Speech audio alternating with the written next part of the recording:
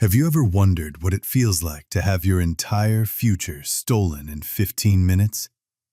That's exactly what happened to a shy girl named Felicia Carter at 9:47 p.m. on Christmas Eve, when a single piece of paper destroyed everything she'd been fighting to protect. The Northwell manufacturing building stood nearly empty that night, its fluorescent lights humming over rows of abandoned desks. Most employees had left hours ago, racing home to families waiting with wrapped gifts and warm holiday dinners. But Felicia had been asked to stay late. "Just a quick meeting," her manager, Karen Holloway, had said.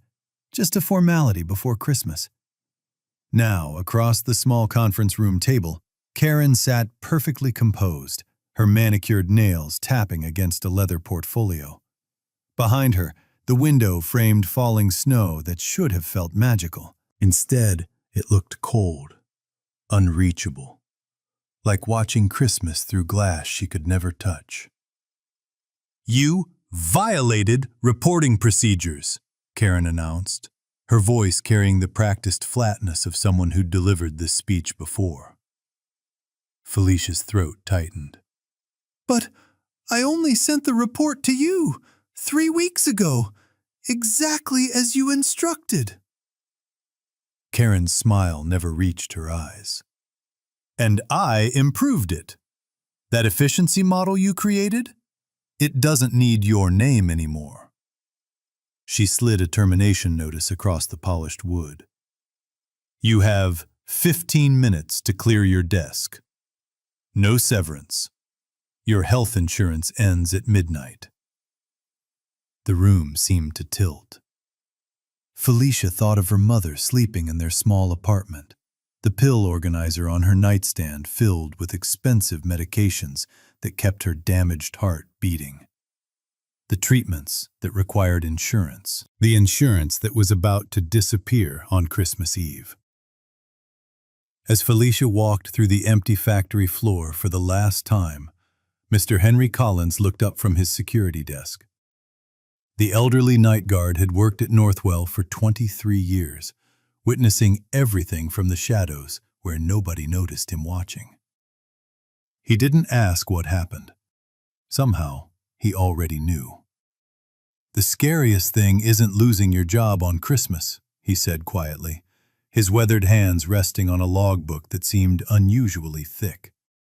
"It's having your value erased while everyone pretends they didn't see it happen." Felicia paused in the doorway, snow melting on her shoulders. Something flickered in his expression, not pity, but something deeper. Something that looked like a man who'd been keeping careful count for a very long time. What she didn't know was that her stolen work was about to secure a contract worth $200 million, and the CEO reviewing that contract was about to notice something impossible. And to everyone listening today, may this Christmas season bring you warmth, hope, and the courage to believe your story matters. Felicia didn't cry on the bus ride home. She couldn't afford to. Tears required time she didn't have, energy she needed for the 3 alarm clocks she'd be setting in just 4 hours. By 5:30 a.m. the morning after Christmas, she was already kneading dough at Morrison's bakery, her flour-dusted fingers moving through mechanical motions while her mind churned through impossible calculations. Rent was due in 6 days. Her mother's next cardiology appointment was in 9. The prescription refill couldn't wait past Thursday. "You're quieter than usual today," Mrs. Morrison observed, sliding a tray of croissants into the industrial oven. "Even for you." Felicia managed something that might have resembled a smile. She'd been coming to this bakery since she was 16, back when being a shy girl felt like safety instead of a curse. Mrs. Morrison had shown her kindness then. She still did now. But kindness didn't pay for cardiac medications that cost $847 every 2 weeks. "Just tired," Felicia murmured. because the truth felt too heavy to share. The cafe shift started at 2 o'clock. 6 grinding hours of coffee orders and forced cheerfulness, watching couples share desserts while she calculated exactly how many tips she needed to cover the electric bill. By the time she dragged herself home at 9:30, her mother was settled in her armchair, television casting blue shadows across medication bottles that lined the side table like a miniature pharmacy. "You work too hard, sweetheart," Linda Carter said. The same gentle words she'd been repeating for months, weighted with the guilt of someone who understood exactly why her daughter was juggling 3 jobs. "I'm fine, Mom." Felicia kissed her mother's forehead, feeling the paper-thin skin, the warmth that seemed more fragile with each passing week. "I just need you not to give up." Linda caught her daughter's hand. "You're the one I'm worried about." But Felicia was already moving to her laptop, opening the freelance data analysis platform where she took contracts under a username that carefully avoided her real name. Tonight's assignment was supply chain optimization for a textile manufacturer. Straightforward work. Work she could complete half asleep. Work that paid $200 if she finished before dawn. She was 3 hours deep into the analysis when the news alert scrolled across her secondary monitor. Northwell Manufacturing announces major partnership with Wright Industrial Group. Revolutionary efficiency model projects 40% cost reduction. Her efficiency model. The heartwarming project she'd poured 4 months of her life into, analyzing every bottleneck in Northwell's production process, creating algorithms that could reduce waste without eliminating jobs. The model she'd submitted to Karen with quiet hope that maybe, finally, someone would recognize that the shy girl in the corner office had something valuable to contribute. Felicia clicked through to the press release with trembling fingers. There was Karen, photographed beside Northwell's CEO, accepting congratulations for innovative strategic thinking and bold leadership vision. The article quoted her extensively about methodology and implementation. Not once did it mention Felicia's name. The model that got her fired on Christmas was now generating headlines. The model that cost her health insurance was being called revolutionary. The model that might ultimately cost her mother's life was transforming Karen Holloway into a corporate star. Felicia's hands hovered frozen over her keyboard. She wanted to scream, to call someone, to force the world to acknowledge that this wasn't just unfair, it was theft. But who would believe her story? A terminated junior analyst against a celebrated operations manager?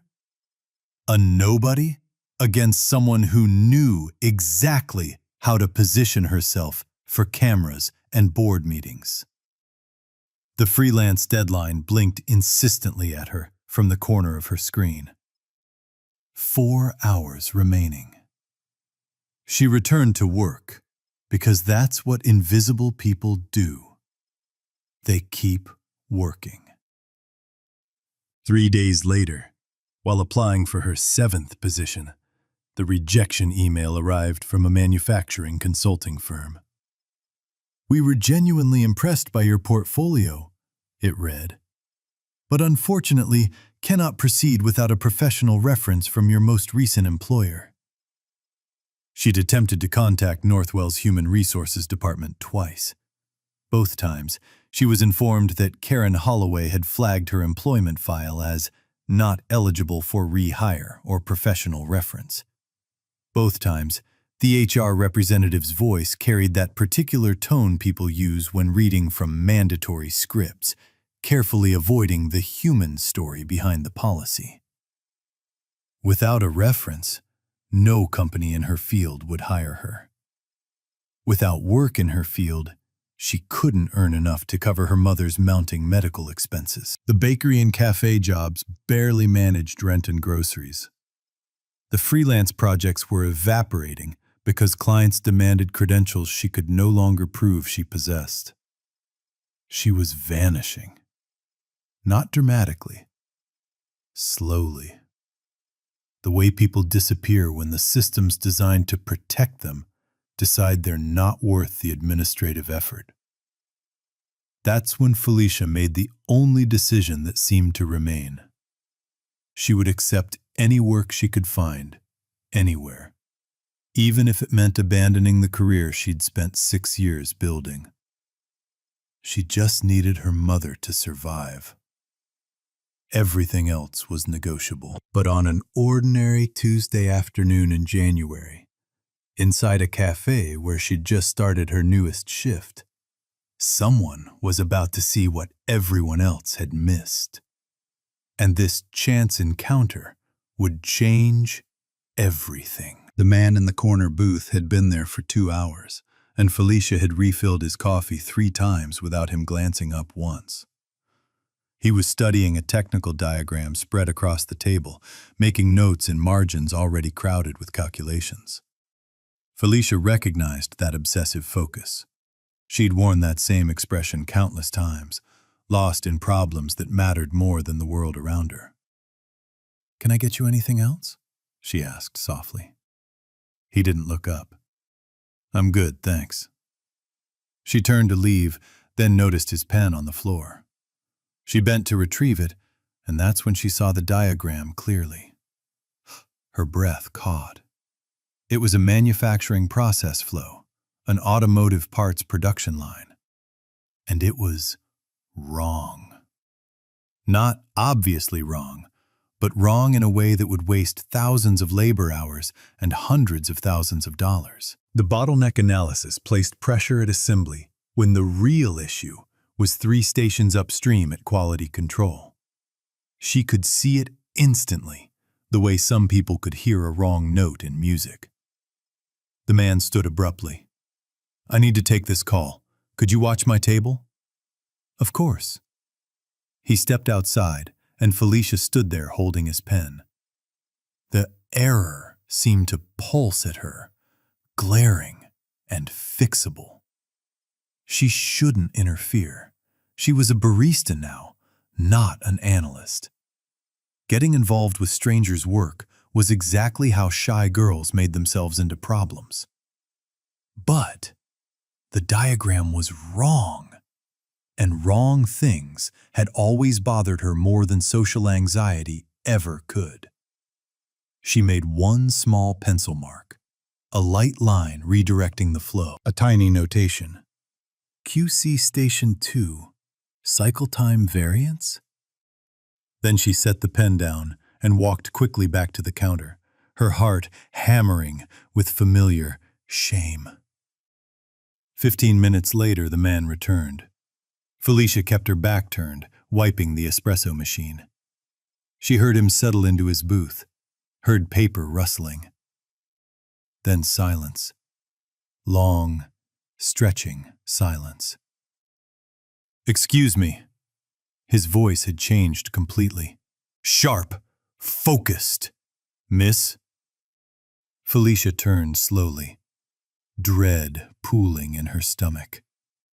He was holding up the diagram, looking between it and her. "Did you write this?" He pointed to her notation. Every instinct screamed at her to deny it, to apologize, to make herself smaller. "I'm sorry," she said quietly. "I shouldn't have touched your work. How did you identify this?" He wasn't angry. His eyes were intensely analytical. "The cycle time variance at the second quality control station. How did you catch that?" Felicia's throat tightened. "I used to work in process analysis. The flow pattern looked standard, but the volume ratios were off. When quality control runs slower than assembly, It creates a backup that doesn't show in traditional mapping because... She stopped. I shouldn't assume you want my explanation. No. He sat back down, gesturing to the seat across from him. Please, sit. Explain everything. I'm working. I can't. I'll order something. Please. Felicia glanced at her supervisor, who shrugged. She sat on the edge of the booth, ready to flee. The backup doesn't show in traditional mapping, he prompted. Because? Because standard flows measure completion rates, not variance patterns. In quality control, variance creates the real damage. One slow cycle every 15 units generates cascading delays that look like assembly problems when you're only tracking averages. The words came faster. If you move the monitoring point 3 stations upstream and implement real-time variance tracking, you'd catch delays before they compound. The man studied her. Who taught you this methodology? No one. I've always seen patterns this way. He pulled out a business card. Holt Wright, CEO, Wright Industrial Group. Felicia's world tilted. Wright Industrial Group, the company partnering with Northwell. The company implementing her stolen efficiency model. What's your name? Felicia Carter. Something flickered across Holt's face. Recognition. Felicia Carter. Did you work for Northwell Manufacturing? The question landed like a blow. She managed a barely perceptible nod. Until recently? Another tiny nod. Holt looked at the diagram, then back at her. The efficiency model Northwell's implementing. The one generating all the attention. Do you know how that model was developed? This was the moment. The moment she could speak her truth. Tell someone with power what really happened. Or stay quiet. Stay safe. Stay invisible. I need to return to work, she whispered, standing too quickly. Wait! Holt stood. Miss Carter, I think we need to talk about Northwell, about that model, about why someone with your capabilities is serving coffee. I can't. Her voice cracked. I'm sorry. I just can't. She fled to the back room, leaving Holt Wright standing in the cafe, holding a diagram with her handwriting and a business card she hadn't taken. But Holt didn't leave. He returned to his booth, opened his laptop, and typed a name into his database. Felicia Carter. What he discovered in the next 10 minutes would unravel everything. Karen Holloway had carefully constructed and reveal an inspirational pattern hiding in plain sight all along. Holt Wright had learned long ago not to trust what people told him. 12 years of building a manufacturing empire had taught him that truth usually lived in the places people didn't think to hide. Employee databases, email timestamps, security access logs, metadata. The search for Felicia Carter returned exactly one entry in Northwell's shared personnel system. Carter, Felicia M., Junior Process Analyst, terminated 12/24. Reason, procedural violation. Reference status, not eligible. Terminated on Christmas Eve. While everyone else was home with their families, someone had fired this shy girl and stripped away her ability to work in her own field. He opened the efficiency model documentation next, the one Karen Holloway had presented so confidently during their partnership negotiations. The file metadata showed creation date, September 14th. Last modified, December 22nd. Author field, Karen Holloway. But file metadata could be altered. Holt knew that, and he knew how to look deeper. He'd spent 7 years watching his younger sister Emma die slowly because a hospital administrator had falsified financial reports, quietly redirecting funds meant for patient care into infrastructure projects that looked impressive on quarterly reviews. By the time anyone noticed the discrepancies, Emma's treatment options had narrowed to nothing at all. She was 23 years old. He'd been 29, successful, wealthy, and completely powerless to save her, because someone had decided her life was worth less than their career advancement. He'd learned then that the most dangerous people weren't the ones who broke rules loudly and obviously. They were the ones who rewrote reality quietly, burying truth under so many layers of procedure that nobody could remember what had actually happened. Holt made a call. "Sarah, I need a comprehensive background check on Karen Holloway at Northwell. Complete employment history. Every project assignment. Staff turnover rates in her department going back 5 years. And I need the contact information for their facility's head of security. When do you need this?" Yesterday would be preferable. 3 hours later, Holt sat across from Mr. Henry Collins in a diner 2 blocks from the Northwell factory. The elderly security guard had agreed to meet away from the facility, and he'd brought a worn notebook that looked like it had been carried in his jacket pocket for years. "I've worked night shift security for 23 years, Henry said, stirring coffee he wasn't actually drinking. "You see things when people think nobody's watching. You hear things they forget you can hear." "What kinds of things?"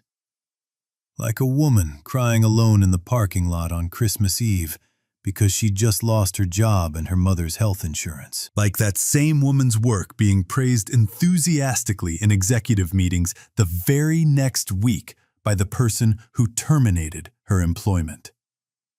Henry opened the notebook with careful hands. "I started keeping detailed records 3 years ago.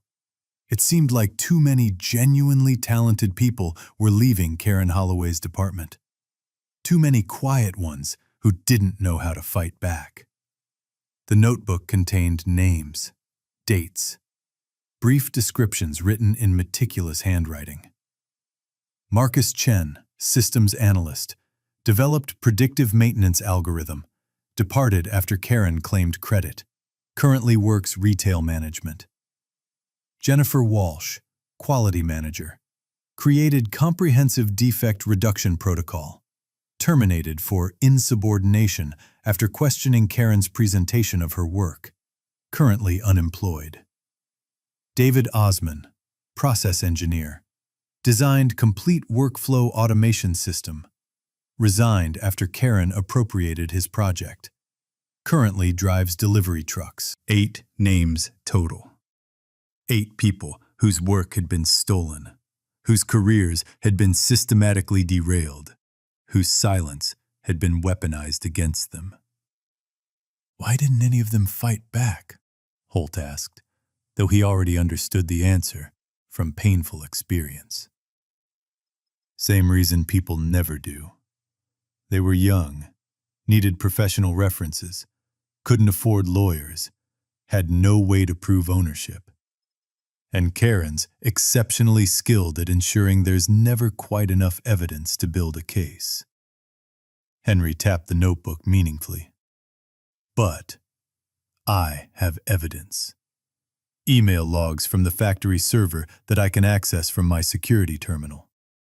She always required them to send her their work first, claimed she needed to review it for quality assurance. Then she'd modify the metadata, add her own name as primary author, and submit it to upper management." "You kept copies of email logs?" "I'm night security. People forget what systems I can access from my terminal when nobody's paying attention." Henry met Holt's eyes directly. I kept waiting for someone to notice, someone with actual power to do something about it, someone who would care enough to act. Why didn't you take this to Northwell's CEO yourself? Henry's laugh was bitter. I tried, twice. First time, I was told Karen was a valued manager, and I should concentrate on my security responsibilities. Second time, I received a written reprimand for accessing files outside my clearance level. He closed the notebook carefully. The system protects people like Karen because she generates revenue for the company. The quiet ones? They're considered replaceable. Holt felt familiar anger rising. The same fury that had burned when Emma's doctor explained that the treatment that might have saved his sister had been eliminated from the hospital budget 6 months earlier to fund a new administrative wing. Not this time, he said quietly but firmly. What are you planning to do? Something I should have insisted on during our partnership due diligence. I'm going to verification every single piece of work Karen Holloway has ever claimed as her own creation. Holt stood, extending his hand. Thank you, Mr. Collins, for keeping these records, for caring when nobody else was watching. Will you protect Felicia? Henry's grip was surprisingly strong for his age. She's the first case I couldn't stay silent about anymore. Maybe because of her mother's situation. Maybe because terminating someone on Christmas Eve felt too cruel, even for Karen. But that shy girl deserves to be seen for what she actually is. What is she? Someone who fixes broken things, even when nobody asks her to, even when it costs her everything. Henry released Holt's hand. Rather like what you're about to do. That night, Holt returned to his office and systematically pulled every file related to the Northwell partnership. He requested original source documents, first drafts, complete email chains with timestamps. He cross-referenced submission dates with employee records and departure dates. And slowly, methodically, the pattern emerged like a photograph developing in chemical solution. Karen Holloway had been running the same operation for years, finding talented people who were too shy, too afraid, or too powerless to fight back effectively, taking their work, systematically erasing their contributions, building an impressive reputation on stolen brilliance. And Felicia Carter wasn't just another victim in the pattern. She was the architect of the very model that was about to make Karen Holloway a senior executive. Holt picked up his phone with steady hands. Sarah, I need you to arrange an emergency joint meeting with Northwell's complete board of directors. All executive leadership must attend. No exceptions. He paused deliberately. And locate Felicia Carter. Tell her I'm not asking her to fight. I'm asking her permission to tell the truth. Because the most powerful moment in justice isn't the punishment of the guilty. It's the moment when the invisible finally become impossible to ignore. The conference room at Northwell Manufacturing could accommodate 40 people comfortably. Today, it held 23. Northwell's complete board of directors, all senior executives, key department heads, and representatives from Wright Industrial Group. The partnership contract sat conspicuously unsigned on the polished table, worth more money than most of them would earn in their entire careers. Karen Holloway sat positioned near the head of the table, impeccably composed in a tailored navy suit, her presentation materials arranged with precise care. She'd prepared for this meeting the way she prepared for everything, meticulously, strategically, with complete confidence that her version of reality was the only one that would be heard. Holt Wright stood at the front of the room, his laptop connected to the projection screen, his expression unreadable. "Before we finalize this partnership," he said clearly, "I need everyone to meet someone. Important." The door opened. Felicia Carter stepped inside.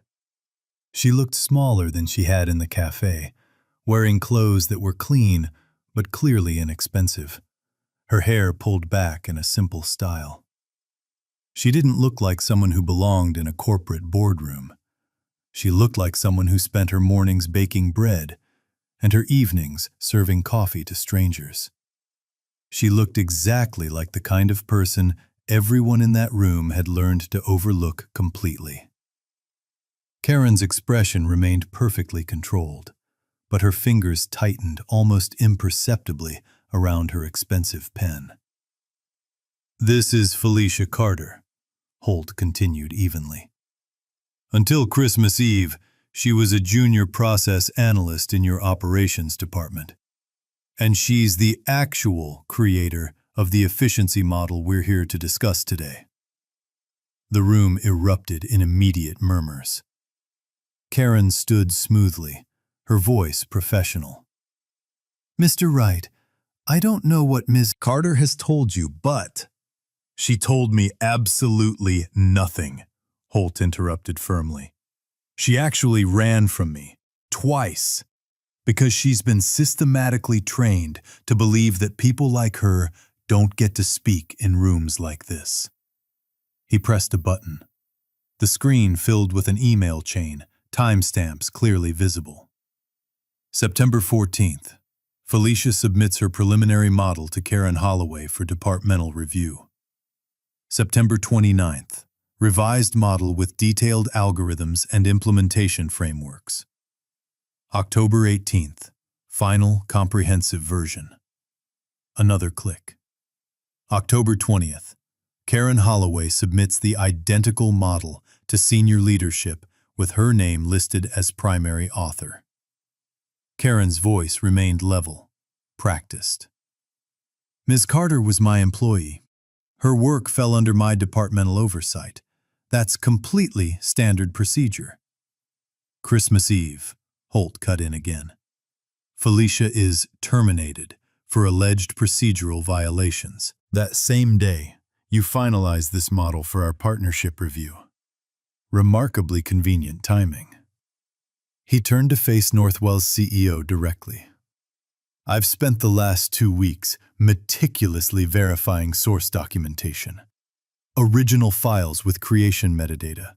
Complete email chains with unaltered timestamps. Security footage."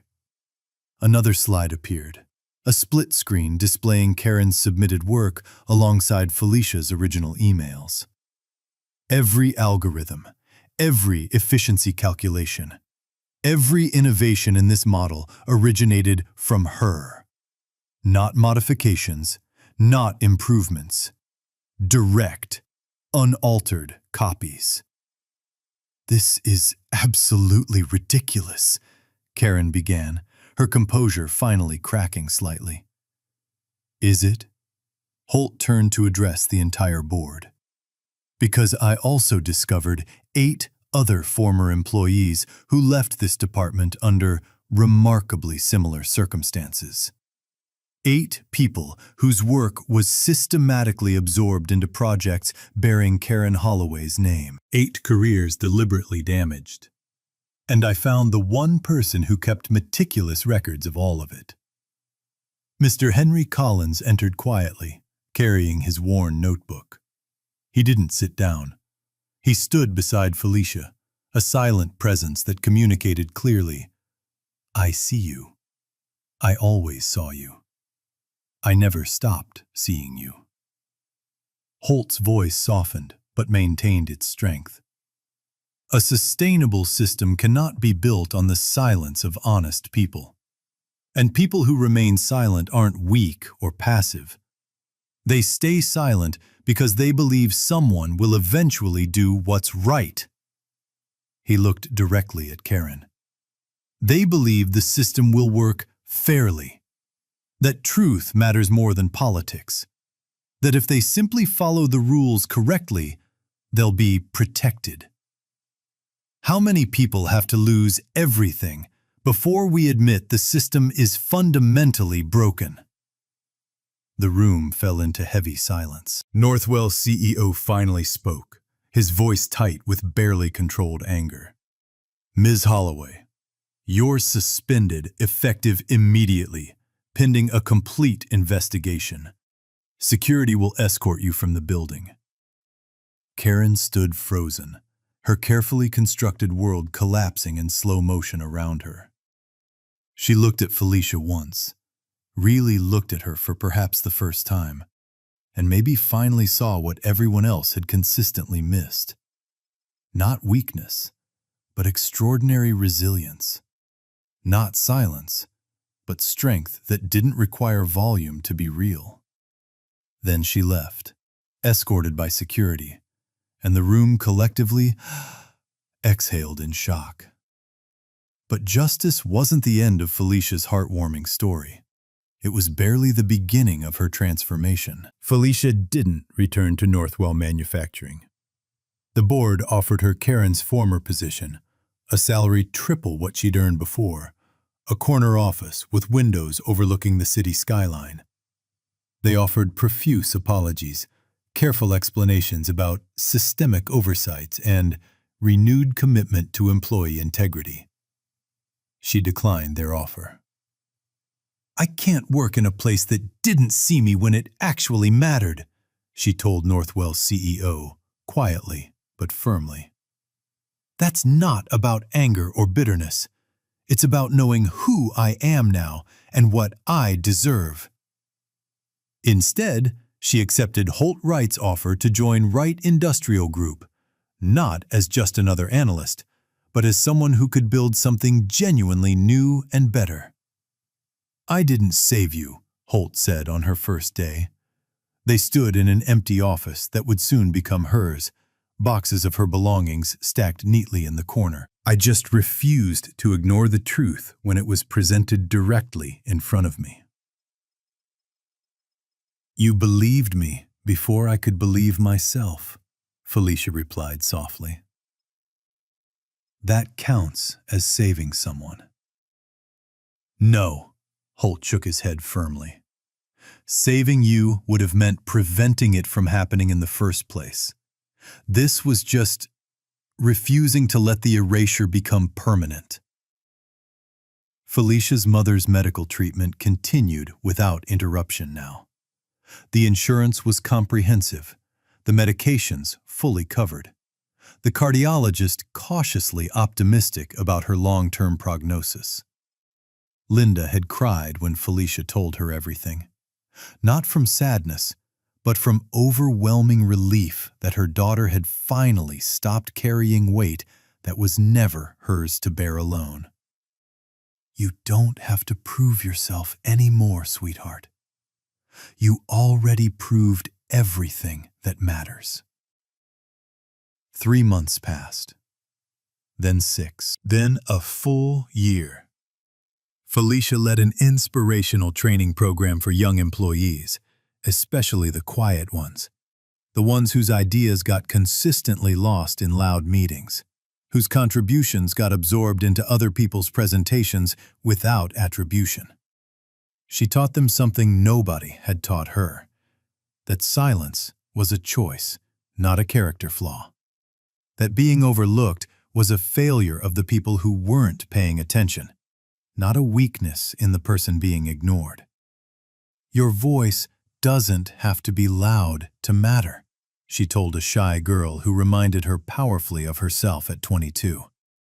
"It just has to be authentically yours, and people worth listening to will hear it clearly." The young woman smiled, nervous but hopeful, and Felicia recognized that expression instantly. She'd worn it for years. On the anniversary of the day she'd been fired, Felicia discovered a small package on her desk. Inside was a framed photograph. Mr. Henry Collins at his retirement celebration, surrounded by young employees he'd quietly mentored through countless night shifts and private conversations. He'd finally left Northwell, taking with him the notebook he'd kept and the knowledge that his silence had ended exactly when it needed to most. The note attached said simply, "Thank you for letting an old man believe the truth still matters in this world. Henry." Felicia placed the photograph on her shelf, next to her mother's picture, and a coffee-stained diagram with her handwriting in the margins. The first time someone had seen her work and recognized its genuine worth. She wasn't invisible anymore. Not because the world had fundamentally changed, but because she'd finally stopped apologizing for taking up space in it.